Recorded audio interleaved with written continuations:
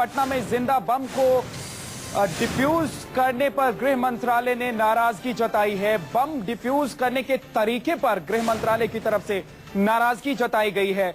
आग लगाकर बम को डिफ्यूज किया गया और इसी तरीके पर अब गृह मंत्रालय की तरफ से नाराजगी जताई गई है।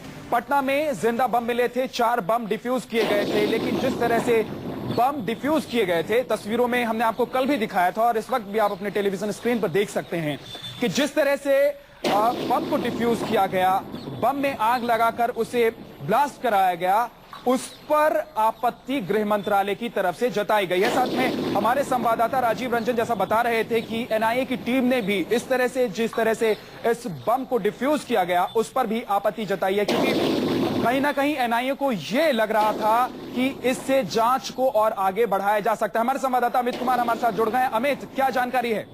देखिए, जिस तरीके से कल जो बम जिंदा बम मिले थे गांधी मैदान में, उसमें 2 बम को आग वहां पर लगा के जलाया गया था और उसके बाद विस्फोट किया गया था। इसको लेकर एनआईए को काफी आपत्ति है। एनआईए काफी नाराज भी है कि जिस तरीके से इसे किया गया था, उसके साथ ही बहुत सारे सबूत नष्ट हो जाते हैं, क्योंकि आपको जब जिंदा बम मिलता है तो उसमें जो टाइमर होता है, इसके अलावा उसमें डेटोनेटर है या फिर उसमें कौन से केमिकल्स मिलाए गए हैं या कौन सा विस्फोटक है, इसके अलावा फॉरेंसिक डिपार्टमेंट लैब को ये लगता है कि उसमें कई तरह के फिंगरप्रिंट्स भी मिल सकते हैं। तो इन सारी चीजों को जिस तरह से कल जलाया गया, उसको लेकर काफी आपत्ति। इस तरह से नहीं जलाना चाहिए था। कोई एडवांस टेक्नोलॉजी है जो होनी चाहिए बिहार पुलिस के पास, वो नहीं है और इसको लेकर उन्होंने आपत्ति दर्ज कराई है कि इस तरीके से जो किया गया, इससे कई सबूत नष्ट हो गए हैं।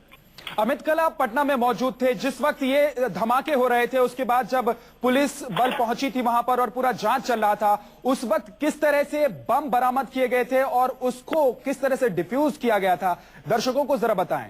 देखिए, सबसे पहले 4 बम वहां पर मिले थे गांधी मैदान के भीतर। 4 बम मिले थे और उन 4 बम में से एक बम को हम लोगों ने लाइव उसको कुछ शॉट्स दिखाया भी था कि किस तरह से जो वहां के बम निरोधक दस्ता है जो बिहार पुलिस की, वो पहले उसे एक पूरे बोरे से ढक दिया था। इसके अलावा उस पॉलिथीन से लपटा हुआ था, तो उसमें एक कागज एक फंसा कर आगे से उसे हिलाकर खोला गया था। खोलने के बाद उसमें से टाइमर निकालने की कोशिश की गई थी, लेकिन जब वो नहीं निकला तो बाद में उसको चारों तरफ से लकड़ी डालकर उसमें आग लगा दिया गया और उसके बाद उसमें विस्फोट किया गया। और सबसे बड़ी बात कि विस्फोट जिस वक्त किया गया, उसके आसपास कील और कई तरह की चीजें छिटक कर आई, जिसमें कुछ लोग को घायल होने की संभावना डर था और इसीलिए बहुत लोग को वहां पर बैठने को कहा गया। हम लोग खुद लेट गए थे उस वक्त जिस समय ये धमाका किया गया था। तो जो तरीका अपनाया गया, इस तरह से आमतौर पर नहीं होता है।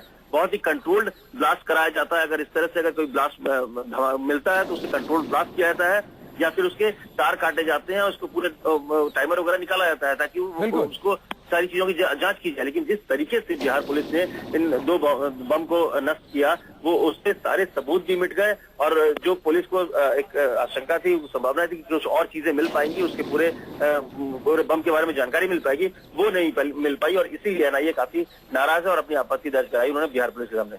बिल्कुल अमित, हमारे साथ हमारे संवाददाता राजीव रंजन भी न्यूज रूम से जुड़े हुए हैं। राजीव, कहीं ना कहीं एनआईए और साथ ही गृह मंत्रालय की तरफ से जो ये नाराजगी जताई गई है वो बिल्कुल वाजिब है, क्योंकि इससे जिस तरह से इस बम को डिफ्यूज किया गया, अगर इस बम को, जिंदा बम को दूसरे तरीके से इसके तार काटकर या किसी और तरीके से इसको डिफ्यूज किया जाता, तो इसमें जो सामान होता है, जो सामग्री जिस तरह से इसको बनाया जाता है, उससे कहीं ना कहीं सुराग और मिलते और जांच बड़ी तेजी से आगे बढ़ पाती।